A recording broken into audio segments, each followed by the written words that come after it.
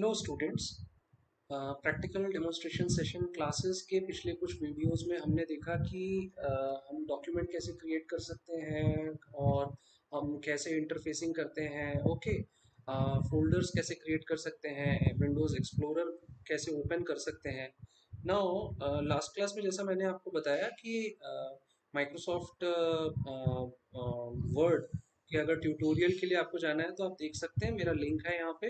मैं इस वीडियो के डिस्क्रिप्शन में भी मैं अपने चैनल में जो माइक्रोसॉफ्ट वर्ड का ट्यूटोरियल बनाया हूँ उसका लिंक मैं वहाँ पे पेस्ट कर दूंगा। आप वहाँ से जो है डायरेक्टली एक्सेस करके माइक्रोसॉफ्ट वर्ड को भी आप जो है समझ सकते हैं कि कैसे आप माइक्रोसॉफ्ट वर्ड पे काम करेंगे। ठीक है, what are the different things. तो इसमें बहुत सारी चीज़ें हैं कि भाई आई हैव इंट्रोड्यूस्ड तो फॉन्ट पैराग्राफ स्टाइलिंग कैसे होती है, इंसर्ट मेन्यू क्या होता है, डिज़ाइन ऑप्शंस क्या होता है, ठीक है, लेआउट ऑप्शंस क्या होता है। ठीक है, तो ये सारी चीज़ें जो है आपको माइक्रोसॉफ्ट वर्ड के बारे में एकदम डिटेलिंग में आपको बता देंगे। ठीक है, अब today what we are going to in this particular video, what we are going to learn is internet. ठीक है, देखो, जब हम इंटरनेट की बात करते हैं so as the name suggest, ठीक है, इंटरनेट मतलब क्या है, इंटरनेटवर्किंग मतलब क्या हुआ कि आप एक जगह बैठे हुए हो और आप दुनिया के दूसरे कोने के किसी पर्सन के साथ आप नेटवर्किंग कर सकते हो। उसके लिए क्या है, आपको इंटरनेट प्रोवाइड किया जाता है। ठीक है, तो इंटरनेट के बारे में आगे की क्लासेस में, थ्योरी क्लासेस में और डिटेल्स में मैं आपको बताऊंगा। अभी आपको मैं बताना चाहता हूँ, वैसे तो आप इंटरनेट समझते हैं, जो आजकल के आप बच्चे हैं, आप यूजर्स हैं, आपको इंटरनेट के बारे में ए टू जेड पता है, बिकॉज आप उसको डेली बेसिस पे देख रहे हैं, अपने मोबाइल्स में इंटरनेट एक्सेस कर रहे हैं, अपने पीसीज में इंटरनेट एक्सेस कर रहे हैं, इवन जब आप ये वीडियो देख रहे हैं तब भी आप यूट्यूब एक्सेस करके ही कर रहे हैं। लेकिन मैं इस पर्टिकुलर प्रैक्टिकल डेमोन्स्ट्रेशन सेशन में आपको कुछ बातें बता देता हूँ, जैसे कि भाई अगर मुझे इंटरनेट का एक्सेस करना है तो पहला चीज जो मुझे जरूरत होता है वो क्या होता है, ब्राउजर। ठीक है, तो if we just talk about this browser in somewhat detail, ठीक है, तो देखो ब्राउजर जो होता है ना वो एक क्या होता है, आपको एप्लीकेशन सॉफ्टवेयर होता है। ठीक है, एप्लीकेशन सॉफ्टवेयर। ठीक है, और ये नॉर्मली क्या होता है कि ये आपको फ्री वेयर की तरह मिलता है। ठीक है, तो जैसे एग्जांपल्स कुछ ब्राउजर कौन कौन से हैं, जैसे माइक्रोसॉफ्ट जो है वो पहले इंटरनेट एक्सप्लोरर, आईई कहते थे हम उसको, इंटरनेट एक्सप्लोरर। तो इंटरनेट एक्सप्लोरर एक ब्राउजर था जो यूज होता था माइक्रोसॉफ्ट में। अभी कुछ ही दिन पहले, शायद एक हफ्ते पहले, 1 week before only, Microsoft announce that it is going to close its browser named Internet Explorer. ठीक है, क्यों? क्योंकि माइक्रोसॉफ्ट ने एक और ब्राउजर लॉन्च कर दिया है, दैट इज माइक्रोसॉफ्ट एज। ठीक है, माइक्रोसॉफ्ट एज। सिमिलरली मोजिला एक कंपनी है, ठीक है, मोजिला। तो मोजिला जो कंपनी है वो फायरफॉक्स के नाम से ब्राउजर चलाती है। ठीक है, तो मैंने आपको थियोरी क्लास पढ़ाते समय ये भी बताया था कि जो मोजिला फायरफॉक्स है वो एफओएसएस की कैटेगरी में आता है। ठीक है, it's source code is also available. ठीक है, देन थर्ड, अगर हम गूगल की बात करें तो गूगल का एक ब्राउजर है, that's whose name is Chrome. ठीक है, तो आप एंड्रॉइड के यूजर्स हैं जो कि गूगल का एक एक्चुअली गूगल ने एंड्रॉइड को एस्टेब्लिश किया है ना, और मोबाइल के लिए। तो एक्चुअली क्या है कि क्रोम रेडिली अवेलेबल होता है there, you can access Chrome. ठीक है, देन एप्पल जो कंपनी है उसका ब्राउजर है सफारी। ठीक है, एंड इसके बाद और भी कुछ ब्राउजर्स हैं, जैसे कि फास्ट ब्राउजर्स होते हैं, फास्ट ब्राउजर एक ब्राउजर होता है। ठीक है, और भी बहुत सारे ब्राउजर्स अवेलेबल हैं। ठीक है, आप इंटरनेट पे ब्राउजर्स सेलेक्ट करके और उसके बाद फिर आप उनके बारे में अच्छे से पढ़ सकते हैं कि what are the different types of browsers available. ठीक है, और उसमें से जो भी आपको सुटेबल लगता है यू कैन यूज इट। ठीक है, there is no nothing like you cannot use this browser or that browser. Only thing important is netiquette, netiquette। ठीक है, ये जो टर्म है नेटिकेट, इसको समझो, netiquette. So netiquette means it is net plus etiquette. Etiquette तो आपको पता है, अगर मैं कहता हूँ कि you have to inculcate proper etiquettes in you, है ना, इसका मतलब क्या होता है कि एटिकेट मतलब आपको कैसे खड़े होना है, कैसे बात करना है बड़ों से, छोटों से, अपने बराबरी वालों से, आपको बात करते, आपको चलना कैसे है, बैठना कैसे है, सबका एक प्रॉपर एटिकेट होता है, ठीक है। तो खाना कैसे है ना। खाने का भी ऐसा तो नहीं होता है कि आपके सामने खाना मिल गया और आप हाथ मारे प्लेट पे और उसके बाद मुंह में एक साथ रख दिए। There is certain etiquette associated with each and every activity. वैसे ही जब हम नेट मतलब इंटरनेट एक्सेस की बात करते हैं तो वहां पे आता है नेटिकेट, ठीक है।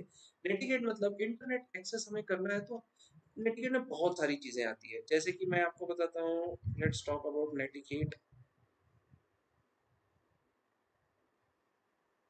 ठीक है। नेटिकेट की बात अगर करते हैं तो नेटिकेट में आता है कि फर्स्ट व्हाट टू एक्सेस, ठीक है, व्हाट टू एक्सेस। अब आप जो है 3 इयर्स से निकल रहे हैं, ठीक है।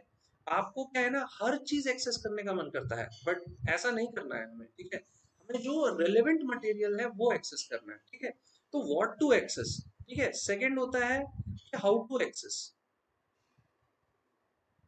तो हाउ टू एक्सेस का मतलब क्या होता है, देखो मैं आपको बताता हूँ, बहुत सिंपल लैंग्वेज में मैं आपको समझा देता हूँ।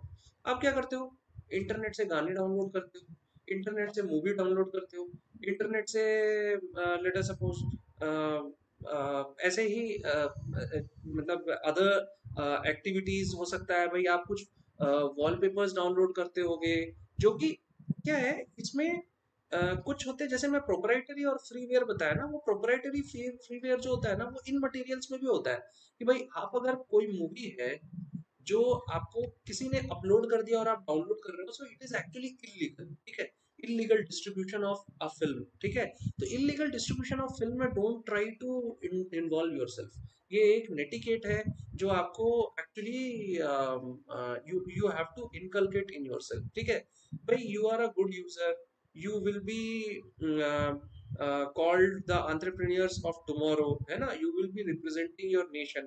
तो उसके केस में क्या है कि आपको इन चीजों के बारे में पता होना चाहिए, ठीक है। फ्री ऑफ कॉस्ट अगर अवेलेबल है, fine, you can actually download from there. But आजकल इतने वेबसाइट्स आ गए हैं जो फ्री ऑफ कॉस्ट में आपको मूवीज भी दे देते हैं, सॉन्ग्स भी दे देते हैं, ठीक है। बट उससे क्या होता है, जो इनको बनाते हैं, जो लोग ये सॉन्ग्स और ये मूवीज बनाते हैं, वो उनको पैसे नहीं मिलते हैं, ठीक है। तो क्या है, इसके पीछे बहुत सारे जो है लोग काम करते हैं। तो आप फ्री ऑफ कॉस्ट अगर डिस्ट्रीब्यूशन कर दोगे तो क्या होगा कि भाई पैसे जो है उनको नहीं मिल पाएंगे, सो इट इज नॉट ऑफ, आप कर तो रहे हो गलत काम, क्या कर रहे हो, इलीगल एक्टिविटी, है ना। और इसके बारे में अगर अच्छे से समझना है तो अपने आईटी जो मिनिस्ट्री है उसके वेबसाइट को खोलो, और government of India IT ministry के वेबसाइट पे जो नेटिकेट्स दिए हुए हैं, उनके जो रूल्स एंड रेगुलेशंस है, उसको कभी कभी पढ़ा करो। उससे समझ में आएगा कि भाई आपकी गवर्नमेंट भी किस तरीके का एक्सेस आपसे चाहती है, ठीक है। नाउ नेटिकेट में और भी चीजें आती है। Third thing is secure access. And इसी पॉइंट पे मैं आपको जो है ना एक्चुअली लाना चाहता था विद रिस्पेक्ट टू ब्राउजर, ठीक है। तो यू शुड नो कि when you are using a browser is it safe और नॉट, ठीक है। So what do you mean when I say कि इट इज सेफ और not, means is it hackable, can somebody utilize your username and password in the future। हो सकता है कि एक ब्राउजर जो है ऑटोमेटिकली आपका यूजर और पासवर्ड सेव करता हो। So you have to check those options and you have to understand. मैं ब्राउजर के लिए एक अलग से वीडियो बना दूंगा जहां मैं आपको समझा दूंगा कि ब्राउजर में कैसे उन ऑप्शंस को आप सेट कर सकते हैं, ठीक है। सो हियर ब्राउजर के केस में आपको सिक्योरिटी बहुत इंपॉर्टेंट है। Now, when you are utilizing this particular feature, may be possible that some others may also use your system, and in your browser, he or she can get to know your username and password, and unnecessarily confidentiality of data आपकी चली जाती है। So you have to take care of that. That's what is mentioned over here. ठीक है, तो जो whatever browser you want, you can select as per your convenience. Fine. जैसे कि मैं आपको दो ब्राउजर जो मेरे सिस्टम में इंस्टॉल्ड है वो मैं आपको बता देता हूँ। एक है माइक्रोसॉफ्ट एज। माइक्रोसॉफ्ट एज जो है ऑटोमेटिकली जब आप सिस्टम इंस्टॉल करते हो तो ऑपरेटिंग सिस्टम के साथ आता है, विंडोज ऑपरेटिंग सिस्टम के साथ। तो आप यहाँ देख सकते हैं ये मेरा माइक्रोसॉफ्ट एज है, फाइन। और एक और ब्राउजर है मेरे पास, वो कौन सा है ये आप देख सकते हैं, क्रोम। या फिर मैं यहाँ टाइप करके बताता हूँ, क्रोम ब्राउजर है, ठीक है। फाइन। अब ब्राउजर के केस में कुछ बातें समझ लो। जो ये वाला पोर्शन होता है, ये वाला पोर्शन, ठीक है, जहां पे आपको लिखना होता है, ये जो लिखा है ना सर्च गूगल और टाइप और URL, this is what, this is known as address bar. Fine. इसको हम क्या कहते हैं, एड्रेस बार कहते हैं। फाइन। क्योंकि यहाँ पे आप क्या करते हैं कि जो भी वेबसाइट है, www dot let us suppose yahoo.com, ठीक है, तो ये क्या है, आपका वेब ब्राउजर है। तो वेब ब्राउजर क्या होता है कि जब भी आप उस पर एड्रेस लिखते हो तो वो एड्रेस बार पे लिखते हो, तो एड्रेस बार पे आपने yahoo.com लिखा, देखो आपका yahoo.com जो है वो ओपन होके आ गया। Fine. So this is what your address bar is. Second thing is कि ये जो आपका पोर्शन है, इसको आप क्या कहते हो, बुकमार्क्स टैब बोलते हो। क्या कहते हो, बुकमार्क्स, बुकमार्क्स टैब। फाइन। तो बुकमार्क्स टैब क्या होता है, अगर आपको रेडिली कोई ऐसा वेबसाइट है जो एक्सेस करना है, तो आप उसको बुकमार्क यहाँ पे क्रिएट कर सकते हो, ठीक है। तो इससे क्या होगा कि आपको बार बार टाइप करने की जरूरत नहीं होगी। जैसे मैंने यहाँ पे लर्निंग मैनेजमेंट सिस्टम मूडल को बुकमार्क करके रखा है, तो मैं डायरेक्टली इस पे क्लिक करूंगा और देखो मेरा जो वेबसाइट है वो ओपन हो जाएगा। फाइन। इसके बाद क्या होता है, आपको यहाँ पे ऑप्शंस होते हैं, देखो हर एक ब्राउजर में अलग अलग तरीके से दिया होता है, बट नॉर्मली सेटिंग्स होती है। अब ये जो तीन डॉट दिए होते हैं सेटिंग्स के, इसमें आप न्यू टैब ओपन कर सकते हो, न्यू विंडो में ब्राउजर को ओपन कर सकते हो, हिस्ट्री चेक कर सकते हो कि क्या क्या आपने जो है हिस्ट्री यूज किया है, फिर आपको जो है एक्सटेंशंस देखने हैं, है ना, तो ये डिटेल्स होती है। अगर सेटिंग्स में अगर आपको जाना है तो उसकी पूरी सेटिंग्स होती है, ठीक है, कि आपको पासवर्ड सेटिंग्स देखनी है, कुकीज देखनी है, तो all these things don't dive into what are the terms, है ना। सिमिलरली देखो माइक्रोसॉफ्ट एज में भी वही है, ये बुकमार्क का टैब है, ये वाला पोर्शन, ठीक है, और ये देख रहे हो ये सेटिंग्स है, सेम है ना। वहां पे क्या था, वर्टिकल डॉट्स थे, यहाँ पे हॉरिजॉन्टल डॉट्स है, but these are the settings. और आपको अगर कोई भी अगर वेबसाइट खोलना है तो आप यहाँ से खोलोगे, ठीक है, www.yahoo.com, देखो अब ये ओपन हो गया। फाइन। तो इससे हम लोग ने क्या समझा कि what exactly is internet. Internet तो आपको अच्छे से पता है, लेकिन इंटरनेट की ब्राउजिंग हमने सीखी, ठीक है। और एक और चीज हमने क्या सीख ली कि how you can interface with browser. Address bar क्या होता है, बुकमार्क टैब क्या होता है, और सेटिंग्स क्या होता है, वेरी बेसिक, ठीक है। Now you can dive deep into it. अब एक क्वेश्चन आता है कि भाई एक्टिविटीज, अब हम कुछ एक्टिविटीज करेंगे जिससे हम समझेंगे उन एक्टिविटीज के थ्रू कि आप कंप्यूटर के साथ कुछ चीजें अगर आपको पता करनी है। मैंने आपको बताया था ना कि हार्डवेयर सॉफ्टवेयर, हार्डवेयर के टर्म्स में भी आपको वहां पे मिल जाता है और सॉफ्टवेयर के टर्म्स में भी, even though catalog is not there. तो हार्डवेयर के टर्म्स में हम और सॉफ्टवेयर के टर्म्स में हम अभी समझेंगे, ठीक है। जैसे कि अगर आपको मैं कहता हूँ कि represent the following in powers of two, ठीक है, जैसे कि फर्स्ट इज व्हाट, 1 KB। अगर मैं कहता हूँ कि भाई 1 KB अगर लिखा हुआ है, इसको रिप्रेजेंट करो किसमें, पावर ऑफ टू में, ठीक है। तो पावर ऑफ टू में रिप्रेजेंट करने के लिए first of all you must understand that ये जो कैपिटल के होता है that is kilo, and capital B that is byte, always remember. और अगर स्मॉल बी लिखा होता है तो दैट इज बिट। तो क्या होगा जब किलो बिट्स लिखा है, मतलब ये क्या है, किलो बिट्स, मतलब क्यों, क्योंकि स्मॉल बी है। अगर किलो बाइट लिखा है तो क्या है, किलो कैपिटल बी में किलो बाइट है ये, ठीक है। तो what you must understand over here, जो मैंने आपको थ्योरी क्लास पढ़ाते समय बताया था कि एक बिट में कितने बाइट होते, एक एक बाइट में कितने बिट्स होते हैं, 8 बिट्स होते हैं। फाइन। सो अगर 1 KB को आपको क्या करना है, किसमें चेंज करना है, 8 बिट्स है ना, 8 बिट्स है, इसका मतलब इसको आप कैसे लिख सकते हो, 2 to the power 3 लिख सकते हो, because 2 to the power 3 equal to 8 होता है। फाइन। तो टू के टर्म्स में आपने कैसे बाइट को लिखा, 2 to the power 3 बिट्स।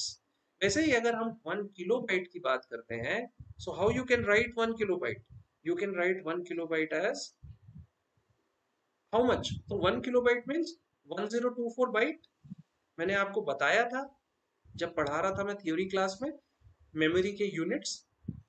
अब 1024 क्या होता है, so if you calculate 2 to the power 10, it comes out to be 1024. So it can also be written in the form of 2 to the power 10. Fine. Now the same thing, the next question says that you represent 1 MB in 2 to the power 4. So we already know 1 MB is equal to what? 1024 KB. Fine. So 1024 KB is what? 1024 into 1024 B bytes. So इसको कैसे लिख सकते हो? 2 to the power 10 into 2 to the power 10. So क्या आएगा? इसका मतलब 2 to the power 20 अगर लिखोगे तो 1 MB होता है. सिमिलर ग्राउंड्स पे अगर मैं कहता हूँ कि 16 MB लिखो, तो पहले तो क्या करो, इसको डिस्ट्रीब्यूट करो, है ना, इसको जो है एक्सपैंड करो. 16 इंटू 1 MB इक्वल टू क्या हो जाएगा? 16 MB. करेक्ट. तो आपको पता है 16 को कैसे लिख सकते हो? 16 को लिखने के लिए आप क्या करोगे? 2 टू द पावर 4 लिखोगे इसको. 2 टू द पावर 4 लिखोगे इसको. फाइन. और 1 MB को तो आपने यहाँ कैलकुलेट कर ही लिया है, 2 टू द पावर 20 लिखोगे, है ना. या फिर नेक्स्ट एक और क्वेश्चन देख लेते हैं. So it will be clear. 4 GB लिखा है, तो 4 GB मतलब क्या हुआ? 4 इंटू 1 GB. फाइन. अब आपको क्या पता है कि 4 इंटू 1 GB मतलब 1 GB में क्या आता है? 1024 MB आता है. ठीक है. नाउ 1024 MB में कितना आएगा? तो 1024 इंटू 1024 KB आएगा. फिर 1024 KB को क्या लिख सकते हो? 4 इंटू 1024 इंटू 1024 इंटू 1024 B आएगा. तो आप सिंपल सा लिख सकते हो ना, 2 to the power 2 into 2 to the power 10, 2 to the power 10, 2 to the power 10. तो इसका मतलब क्या हुआ कि ये क्या हो गया? 2 to the power 32. फाइन. सो इससे हमें क्या समझ में आया कि 1 GB इक्वल टू आप क्या लिख सकते हो? 2 to the power 30 बाइट्स, है ना. 2 to the power 30 के फॉर्म में आप लिख सकते हो. और इस सेम अगर मैं आपको कहता हूं कि भाई 64 GB को लिख के बताओ, तो क्या लिखोगे? 64 इंटू 1 GB.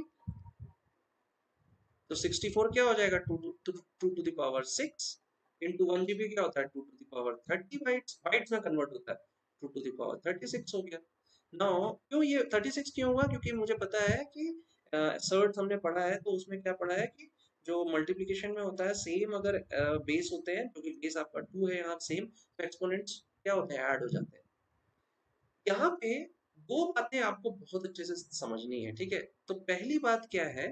पहली बात कि भाई ऑलवेज स्टैंडर्ड अगर आपको बोला जाता है कि भाई convert it into base power, I am sorry, power of 2, convert it into the power of 2, इसका मतलब क्या है? आपको पहले क्या है ना, बेसिक बाइट्स में ले जाना है. और दूसरी बात हमें क्या समझ में आती है कि आपको जो मैंने टेबल बताया है ना, किसका? Table for unit of memory, उसको आपको एक बार ऑब्जर्व करना चाहिए और याद करना चाहिए. ठीक है. इससे क्या होगा कि आपको पता चल जाएगा कि हाँ, वन वन बाइट में कितने बिट्स होते हैं, 1 किलोबाइट में कितने बाइट होते हैं, 1 मेगाबाइट में कितने किलोबाइट होते हैं, 1 गीगाबाइट में कितने मेगाबाइट होते हैं. So you can just convert it into byte ना, respectively. So it is very easy for you. So मैं आपको एक तरीका बता दिया जिसके through you can just go ahead and do this activities. ठीक है. Next, now we are going to see certain again practical demonstrations. ठीक है. मैं आपको कहता हूं कि find the clock speed of a processor. ठीक है. मैं आपको कहता हूं कि भाई आपका सिस्टम तो है, लेकिन उसमें आप डिस्क मैनेजमेंट कैसे करोगे, आपके सिस्टम का इंफॉर्मेशन कैसे कैलकुलेट करोगे, या फाइंड आउट करोगे. What is control panel, what is run command, है ना. तो पहले हम शुरू करते हैं कि what basically is a run command. ठीक है. तो रन को अगर अपने सिस्टम में इंस्टॉल मतलब ओपन करना है, तो उसके लिए क्या करना होगा? आपको अगेन ये सर्च पे क्लिक कीजिए, रन लिखिए और देखो आपको एक ऐप मिलेगा, that is your run app. जैसे ही रन आप ऐप खोलते हो तो देखो ये क्या है. Again we are trying to memorize the things that we have learned in our previous class. क्या? ये डायलॉग बॉक्स है. कौन सा डायलॉग बॉक्स है? रन एप्लीकेशन का डायलॉग बॉक्स है. रन एप्लीकेशन डायलॉग बॉक्स क्यों यूज होता है? इसलिए यूज होता है क्योंकि हमेशा आप सर्च करो, उससे बेटर है आप यहाँ पे टाइप करो. अगर आपको शॉर्टकट्स पता है तो वो आप ओपन कर सकते हो. जैसे मैं यहाँ से एक्सेल लिखता हूँ तो एक्सेल ओपन हो जाएगा, मैं यहाँ से अगर नोटपैड लिखता हूँ तो नोटपैड ओपन हो जाएगा, मैं यहाँ से विनवर्ड लिखता हूँ तो वर्ड ओपन हो जाएगा। ठीक है, तो इससे क्या समझ में आया कि मुझे जो है, अगर कोई भी शॉर्टकट पता है तो मैं रन कमांड का यूज करके उसको मैं ओपन कर सकता हूँ, रन कमांड या रन एप्लीकेशन का यूज करके। अच्छा, अब एक एक और बात है जो मैं आपको बताना चाहता हूँ कि रन कमांड अगर आपको ओपन करना है तो उसके लिए आपको क्या प्रेस करना होगा कीबोर्ड पे, विंडोज प्लस आर। देखो मेरा की, मैं या तो क्या है सर्च से ओपन कर सकता हूँ या तो मैं शॉर्टकट से ओपन कर सकता हूँ। तो व्हाट इज द शॉर्टकट? जो विंडोज, देखो मैं विंडोज प्रेस किया, आर प्रेस किया, तो अपने आप जो है यहाँ पे रन एप्लीकेशन कमांड ओपन हो गया डायलॉग बॉक्स। फाइन। नाउ हमने जब रन ओपन कर लिया है, ठीक है, अब हमें ये समझना है कि हमें अगर सिस्टम इंफॉर्मेशन देखना है तो सिस्टम इंफॉर्मेशन मतलब आपके सिस्टम में भाई कुछ सीपीयू होगा, कुछ हार्ड डिस्क होगा, कुछ रैम होगा, कुछ रोम होगा, कुछ एसएसडी होगा। फाइन। तो ये सारी चीजें हम लोग कैसे देख सकते हैं? Let's find it out. ठीक है, सबसे पहले अगर आपको देखनी है तो आपको सेटिंग्स, आई एम सॉरी, आपको विंडोज एक्सप्लोरर ओपन करना है। ठीक है, आपको क्या करना है, दिस पीसी जो यहाँ दिख रहा है उस पर राइट क्लिक कीजिए, प्रॉपर्टीज पे जाइए। जब आप प्रॉपर्टीज पे जाते हैं तो देखो आपको जो है basic information about your computer मिलता है। जैसे आपका विंडोज एडिशन कौन सा है, Windows 10 home single language edition है। विंडोज 10 तो है बट उसमें भी होम सिंगल लैंग्वेज आता है, स्टूडेंट एडिशन आता है, there are a lot of edition, single language business license होता है, लाइसेंस जिस हिसाब से उस हिसाब से इंफॉर्मेशन यहाँ पे दिया होता है। अब सिस्टम की बात करते हैं। देखो पहला, आपका प्रोसेसर कौन सा है मेरे सिस्टम में इंस्टॉल्ड? देखो इंटेल है, कोर i5 प्रोसेसर है। Fine, Intel core i5 processor है। i5 कौन से जनरेशन में आता है प्रोसेसर? फिफ्थ जनरेशन में आता है। ठीक है, i5 प्रोसेसर है, उसका जो है प्रोसेसर का आईडी यहाँ पे गिवन है। सीपीयू, ओके, सीपीयू का इंफॉर्मेशन है, और एट रेट 1.60 गीगाहर्ट्ज का मतलब क्या है कि इस सीपीयू में जितने भी कोर्स हैं, कोर्स, ठीक है, कोर मतलब CORE, मैंने कोर के बारे में एक्सप्लेन किया है कि 2 है तो डुअल कोर, 4 है तो क्वाड कोर्स, 8 है तो क्या बोलते हैं ऑक्टा कोर, है ना।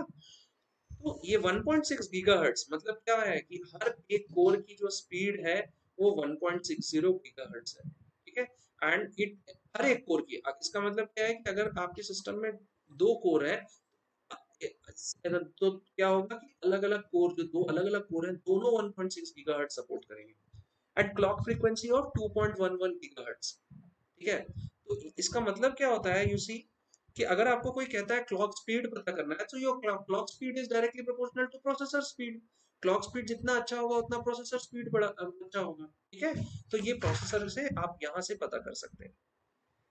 सिमिलरली आपको अगर रैम का इंफॉर्मेशन है तो इंस्टॉल्ड मेमोरीज है ना, या रैम जिसको ब्रैकेट में हम बोलते हैं ना, तो वो कितना साइज है मेरे में, 8 GB है। ठीक है, और 7.83 GB यूजेबल बोल रहा है, इसका मतलब क्या होता है कि देखो क्या होता है ना कि 8 GB आपको मिलता है और कुछ पोर्शन जो है वो यूज हो जाता है फॉर सिस्टम इंफॉर्मेशन। बताया था मैंने आपको कि भाई आप ऑपरेटिंग सिस्टम लोड हो रहा है या कुछ सिस्टम फाइल्स के लिए जरूरत होती है तो वो इसी में से कुछ मेमोरी ले लेता है ऑलरेडी।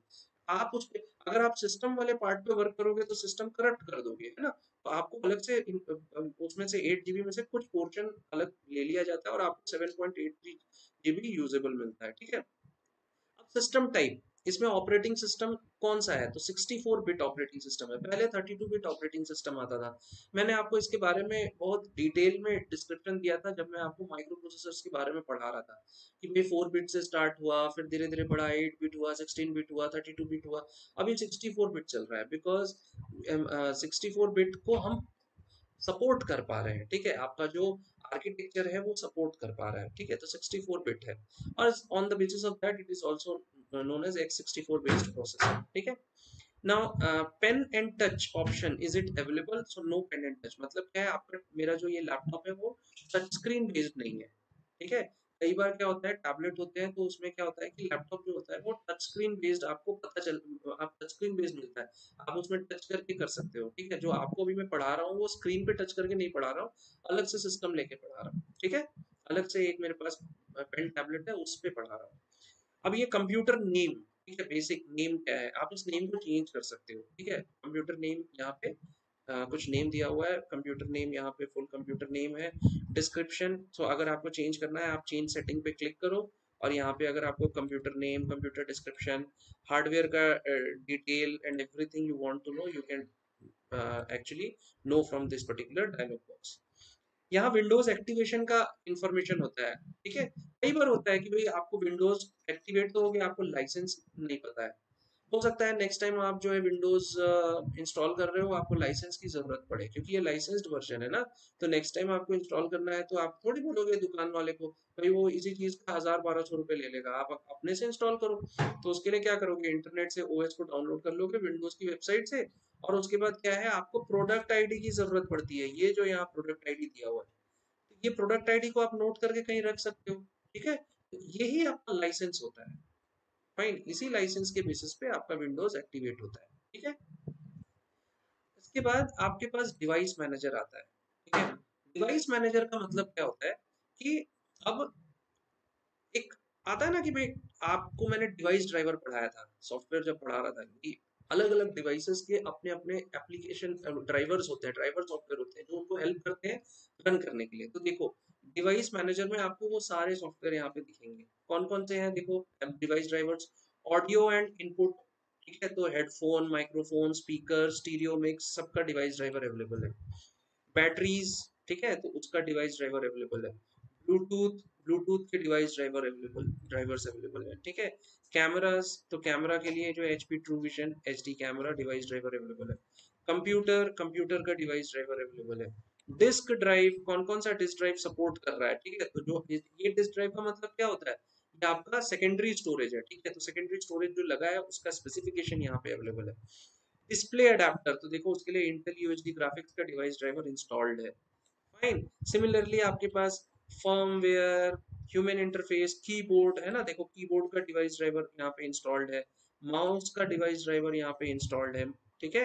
माउस को माइस भी कहते हैं, जैसे माउस का माइस प्लूरल होता है वैसे यहाँ भी माइस कहते हैं, ठीक है। मॉनिटर, उसके लिए आपका डिवाइस ड्राइवर है। नेटवर्क अडेप्टर्स, प्रिंटर, है ना, और जितने भी साउंड एंड वीडियो कार्ड, यही साउंड एंड वीडियो कार्ड को जो है ना वो चेक करता है। मैंने आपको जो लास्ट बूटिंग प्रोसेस जब पढ़ाया था लास्ट वीडियो में, ठीक है। तो ये क्या है, अगर आपको कोई कहता है कि डिवाइस ड्राइवर, तो डिवाइस ड्राइवर आप डिवाइस मैनेजर में जाके और डिवाइस ड्राइवर को यहाँ से आप इंस्टॉल कर सकते हो, सॉरी ओपन कर सकते हो और देख सकते हो कि कौन से डिवाइस ड्राइवर्स अवेलेबल है, ठीक है।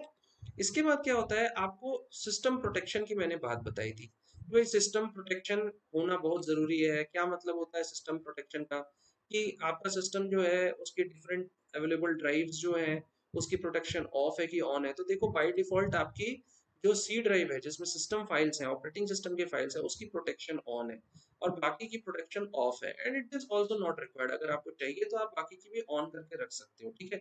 इसमें ऑन का मतलब क्या होता है कि भाई इसके रिस्टोर पॉइंट्स बनते रहते हैं, ठीक है। So that is important. Then comes कि भाई अब आपको अपने सेकेंडरी स्टोरेज के बारे में जानना है।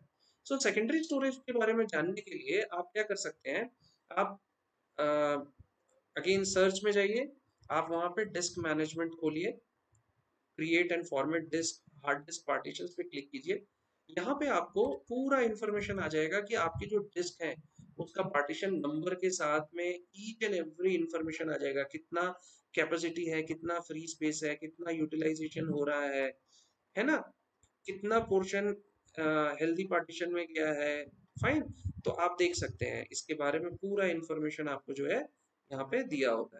तो यहाँ पे देखो इसके बारे में और हार्डवेयर में अंदर में नहीं जाने की जरूरत नहीं है, मैं आपको जस्ट एकदम बेसिक बता दे रहा हूँ कि भाई आपको पता होना चाहिए, ठीक है। इसके बारे में ज्यादा डिटेल में मत जाओ, है ना, that is not part of your syllabus.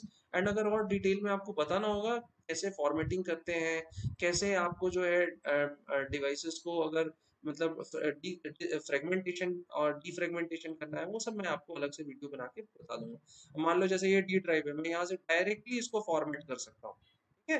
तो फॉर्मेट करने से क्या होगा, उस डी ड्राइव में जितने भी डेटा होंगे वो सब डिलीट हो जाएंगे, वो सब फ्री हो जाएगा पूरा डी ड्राइव, ठीक है।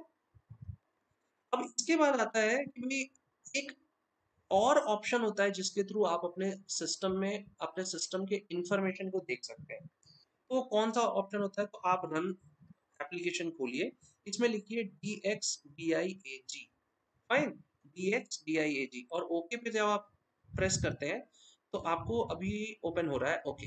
तो ये आपको क्या होता है, डायरेक्ट टेक्स्ट डायग्नोस्टिक टूल है, that is part of your what operating system. है ना, मैं आपको बताया था ना, कुछ फाइल्स होते हैं, कुछ टूल्स होते हैं, कुछ एप्लीकेशन सॉफ्टवेयर होते हैं जो आपको ऑपरेटिंग सिस्टम के साथ मिलते हैं। तो यहाँ पे आपको और डिटेल में इंफॉर्मेशन मिलेगी, आप देख सकते हैं my system information, current date and time दिया हुआ है, कंप्यूटर नेम है, operating system which edition of operating system is there वो मुझे बताया हुआ है। यहाँ और डिटेल में दिया है कि ये 10.0 वर्जन है, बिल्ड क्या है, तो वर्जन बिल्ड और के बारे में एक्चुअली क्या है, ये सॉफ्टवेयर का पार्ट होता है, we are not going to discuss about that now. कौन सा लैंग्वेज है, तो इंग्लिश लैंग्वेज है। कौन मैन्युफैक्चर किया है, एचपी। मॉडल नंबर मैंने आपको बताया था लास्ट टाइम, देखो यहाँ पे इसको मॉडल नंबर को छुपा के रखा है, करेक्ट। बायोस का इंफॉर्मेशन यहाँ पे जो है it's not given to you, it's given to you कि भाई वो कौन सा बायोस यूज हो रहा है। प्रोसेसर का और इंफॉर्मेशन और डिटेल में है, देखो यहाँ पे क्या दिया है, सीपीयू एट 1.6 गीगाहर्ट्ज, 8 सीपीयूज, है ना, 8 सीपीयूज। 8 सीपीयूज मतलब क्या है, देखो हम आपको एक सीपीयू का प्रोसेसिंग बता रहे हैं, यहाँ पे क्या हो रहा है, प्रोसेसिंग 8 सीपीयू से हो रही है ना। एक छोटे से लैपटॉप में कितने सीपीयू आ रहे हैं आप देखिए, है ना। So this is why, because transistors came and because of transistors chip design start हुआ, और एक छोटे से चिप पे आप इतने कंपोनेंट्स डाल पा रहे हैं, एम्बेड कर पा रहे हैं, that it's very easy for you, है ना। तो 8 सीपीयूज मतलब कितना हो रहा है, मेरे 8 सीपीयू जो है वो एक एक सीपीयू 1.6 गीगाहर्ट्ज की स्पीड से वर्क कर रहे हैं, है ना। तो क्या हो रहा है इससे, आपका जो फास्ट प्रोसेसिंग बहुत फास्ट है, ठीक है। मेमोरी देख सकते हो 8192 MB, ठीक है। अब ये 8192 MB, ठीक है, इसको इसको हम समझते हैं, फाइन। अगर मैं कहता हूँ 8192 MB, फाइन, तो 8192 MB का मतलब क्या होता है कि इसको कन्वर्ट करना होगा, किस में कन्वर्ट करोगे, तो इसको जो है 2 से डिवाइड करो, 8192 को 2 से, तो 4096 2048 1024, ठीक है। और 1024 के बारे में क्या पता है कि दिस इज 2 raised to 10, 8192 का मतलब क्या हुआ, 2 raised to 10 इंटू ये 3 are also there, so 2 raised to 3, इसका मतलब क्या हुआ, ये 2 raised to 13 हुआ, ठीक है। तो 8192 का मतलब क्या हो गया, एमबी मतलब 2 raised to 13, है ना, क्या, केबी, 2 raised to 13 केबी, फाइन। अब 2 raised to 13 केबी में आप बाइट में कन्वर्ट करना है तो इसको क्या कर सकते हो, 2 raised to 13 into 2 raised to 10, सो ये क्या हो जाएगा, 2 raised to 23, correct. So 8192 MB का मतलब क्या हुआ, आपको पावर में अगर लिखना है तो 2 raised to 23 होगा, कैसे होगा आपको समझ में आ रहा होगा। मैंने क्या किया, 8192 को डिवाइड किया, कब तक किया, 1024 में मुझे पता है कि 2 raised to 10 आता है, तो मैं बाकी को लिख दिया, 2 raised to 13 केबी आ गया, केबी को अगेन मैं 2 raised to 10 में बाइट्स में कन्वर्ट कर सकता हूँ, है ना, मैंने आपको अभी बताया कुछ देर पहले। तो अगर उसको प्लस करूंगा 2 raised to 23 आएगा, फाइन। अब इसी 8192 को अगर मुझे जीबी में लिखना है, जीबी में, तो ये क्या है, देखो जैसे कि हम पढ़ते हैं ना कि मिलीमीटर होता है, फिर क्या होता है, सेंटीमीटर होता है, फिर मीटर होता है, फिर किलोमीटर होता है, तो क्या हो रहा है इसका, इधर क्या हो रहा है, इधर मतलब आपकी क्वांटिटी जो है वो इंक्रीजिंग ऑर्डर में है, ये क्या डिक्रीजिंग ऑर्डर में है ना। तो हम जानते थे, क्या जानते थे कि भाई जब हम हमें अगर 1 किलोमीटर को अगर मीटर में कन्वर्ट करना है तो क्या करना पड़ेगा, इंटू 1000 करना पड़ेगा। लेकिन अगर 1 मीटर को अगर किलोमीटर में कन्वर्ट करना है तो क्या करना पड़ेगा, डिवाइड बाई 1000 करना पड़ेगा, है ना, तो आंसर आ जाएगा। सिमिलरली यहाँ पे भी होता है, यहाँ पे क्या होता है, अगर यहाँ पे क्या होता है कि भाई जीबी जो है that is greater than MB, that is greater than KB, fine, that is greater than byte B. तो इसका मतलब क्या है कि अगर मुझे जीबी से एमबी में कन्वर्ट करना है तो मुझे क्या करना पड़ेगा, इंटू 1024 करना पड़ेगा, है ना, या 2 raised to 10 करना पड़ेगा, इक्विवेलेंटली 2 raised to 10 मल्टीप्लाई करना होगा। अगर एमबी को केबी में करना है तो इंटू 1024 करना पड़ेगा, अगर एमबी को जीबी में करना है तो क्या करना पड़ेगा, डिवाइड बाई 1024 करना पड़ेगा, है ना। तो क्या आ जाएगा, 2 raised to 10 से डिवाइड करना पड़ेगा। तो ये जो होता है ना 8192 MB, इसका मतलब क्या होता है कि भाई ये 8 GB ही तो है। 8 GB को अगर एक्सप्रेस करो तो क्या निकलता है, ये निकलता है 8 into 2 raised to 10 into 2 raised to 10 into 2 raised to 10, है ना। तो इसका मतलब क्या हुआ कि ये क्या हो गया, 2 raised to 3 into 1024 into 1024 into 1024 कर दो, है ना। तो जो आपका आंसर आता है वो क्या आता है, 8192। ठीक है, so this is what the concept behind your conversion of MB to GB, GB to MB, है ना। so we must take care of we and we must understand this particular concept, ठीक है। इसके बाद क्या है, देखो यहाँ पेज फाइल दिया हुआ है, paging and segmentation we are not going to discuss, ठीक है। अगर आपको डिस्प्ले के बारे में डिस्कस करना है तो देखो यूएचडी ग्राफिक्स का यूज हुआ है, इंटेल ने उसको उस ग्राफिक्स को मैन्युफैक्चर किया है। What is the type of chip उसके बारे में है डिटेल, है ना। फिर कितनी मेमोरी, ग्राफिक्स की मेमोरी कितनी है, तो 4135 MB मतलब 4 GB ग्राफिक्स है, ठीक है, नियरली 4 GB ग्राफिक्स है। डिस्प्ले मेमोरी कितनी है उसको डिवाइड किया, शेयर्ड मेमोरी कितनी है ना। डिस्प्ले मोड क्या है, मैंने जब आपको कल अब पिछली वीडियो में जब मैंने बैकग्राउंड समझाया था पर्सनलाइज करना डेस्कटॉप पे, तो उस समय बताया था मैंने आपको कि ये जो डिस्प्ले मोड है ये बाय डिफॉल्ट इसमें 1920 क्रॉस 1080 है। फाइन। मेन ड्राइवर्स की इंफॉर्मेशन यहाँ पे है, इसके बारे में समझने के लिए आपको मशीन लेवल पे जाना होगा, ठीक है। साउंड, साउंड का इंफॉर्मेशन यहाँ पे है ना, साउंड से रिलेटेड जो भी है। इनपुट, माउस कीबोर्ड जो भी इनपुट है, वायरलेस बटन ड्राइवर जो भी इनपुट है वो सबके इंफॉर्मेशन यहाँ पे है, ठीक है। इनपुट रिलेटेड कौन से डिवाइसेस हैं उनके इंफॉर्मेशन यहाँ पे है। ये PS2 डिवाइसेस कौन से होते हैं, जब मैंने आपको अपने लैपटॉप का फोटो दिखाया था तो आपको बताया था माइक्रोफोन या हेडफोन लगाने के लिए जो एक पोर्ट होता है उसको हम क्या कहते हैं, PS2 पोर्ट कहते हैं, या PS2 डिवाइसेस, उन डिवाइसेस को PS2 PS/2 डिवाइसेस कहते हैं, ठीक है। तो ये क्या है actually, this is all related to what, your settings, your device drivers, your run command, your all system information।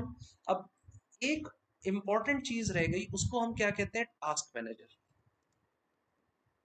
ठीक है। टास्क मैनेजर को ओपन जब आप करते हो तो मैंने आपको एक क्लास पहले भी टास्क मैनेजर सिखाया था, अभी मैं आपको परफॉर्मेंस के बेसिस पे बता रहा हूँ कि देखो अगर आपको अपने डिवाइसेस के बारे में देखो पता करना है, एप्लीकेशंस के बारे में, ठीक है, कौन कौन से एप्लीकेशंस एंड सर्विसेज रन हो रहा है, कितना मेमोरी यूटिलाइज हो रहा है, कितना सीपीयू यूटिलाइज हो रहा है, कितना डिस्क यूटिलाइज हो रहा है, कितना नेटवर्क यूटिलाइज हो रहा है, तो वो आप टास्क मैनेजर से कर सकते हो, ठीक है। तो देखो करेंटली कितने एप्लीकेशंस, एक कोर्टाना एप्लीकेशन रन हो रहा है, एक माइक्रोसॉफ्ट पावर पॉइंट रन हो रहा है, और एक टास्क मैनेजर इन इटसेल्फ वो भी रन होता है, तो देखो उसका इंफॉर्मेशन यहाँ पे आता है, ठीक है।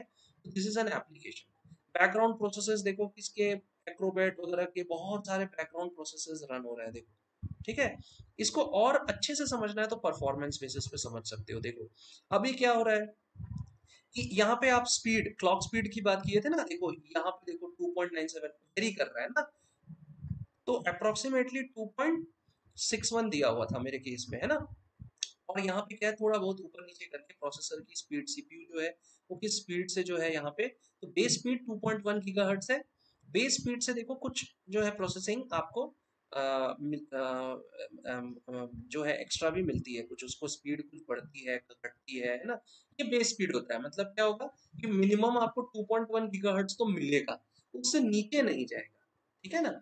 वैसे ही कितने प्रोसेसर्स रन हो रहे हैं, देखो 199 प्रोसेसर्स रन हो रहे हैं, और मैंने कितने एप्लीकेशंस रन किए हैं अभी देखो, और उसमें 3 एप्लीकेशंस में इतने प्रोसेसर्स, क्योंकि बैकग्राउंड प्रोसेसर्स होते हैं, उसके थ्रेड्स होते हैं, फिर कुछ हैंडल्स होते हैं। कितने देर से ये लॉगिन है, तो 1 घंटा 17 मिनट अप टाइम इसका जो है दिखा रहा है, ठीक है। और उसके बाद आप देख सकते हैं आपका इंफॉर्मेशन यहाँ पे मेमोरी का देख सकते हैं कि कितनी इन यूज है, 4.5 GB मेमोरी अभी यूज हो रही है, कितनी अवेलेबल अभी अब मेरे पास है, 3.3 GB अवेलेबल है। ये कौन सी मेमोरी है, ये प्राइमरी मेमोरी है, मतलब कि रैम की बात कर रहा हूँ मैं, ठीक है ना। तो ये क्या है, 4.5 GB अभी सब 7.83 था, अगर आपको याद होगा 8 GB में 7.83 यूजेबल था, जिसमें 4.5 GB जो है वो अभी करंटली यूज हो रहा है और 3.3 GB फ्री है, ठीक है। फिर डिस्क का यूटिलाइजेशन कितना हो रहा है, क्या हो रहा है है ना। फिर ईथरनेट का यूटिलाइजेशन, मतलब इंटरनेट का अगर आप यूज कर रहे हो, वाईफाई का यूटिलाइजेशन, देखो यहाँ कोई ईथरनेट यूज नहीं कर रहा हूँ। ईथरनेट का मतलब अगर आप लैन केबल लगा के यूज करते हो, मैं किसका यूज कर रहा हूँ अभी, वाईफाई का यूज कर रहा हूँ। तो देखो वाईफाई का इंफॉर्मेशन पूरा अवेलेबल है मेरे पास, देख रहे हो, ये सारा इंफॉर्मेशन अवेलेबल है। जीपीयू, जीपीयू सीपीयू की तरह ही जीपीयू होता है। GPU is not there in my system, ठीक है। तो जीपीयू के बारे में मैं डिस्कस नहीं करूंगा because it is an advance topic.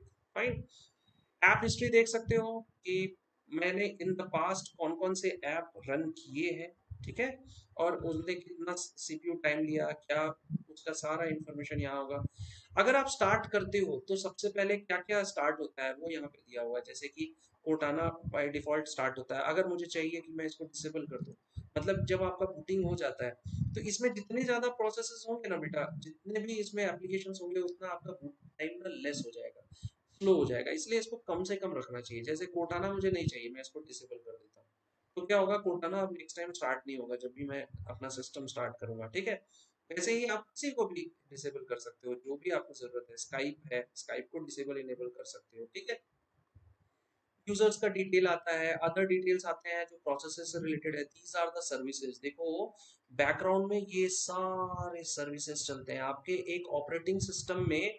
Run करने के लिए आपके एक ऑपरेटिंग सिस्टम को और एप्स को चलाने के लिए, सॉफ्टवेयर रन करने के लिए, ये सारे सिस्टम सर्विसेज चलते हैं। और अब जब कोडिंग की बात आती है ना, तो यही सर्विसेज, एप्लीकेशंस और आपके जो बैकग्राउंड एप्स होते हैं, उन्हीं की तो कोडिंग आप करते हो बीइंग अ सॉफ्टवेयर इंजीनियर, ठीक है।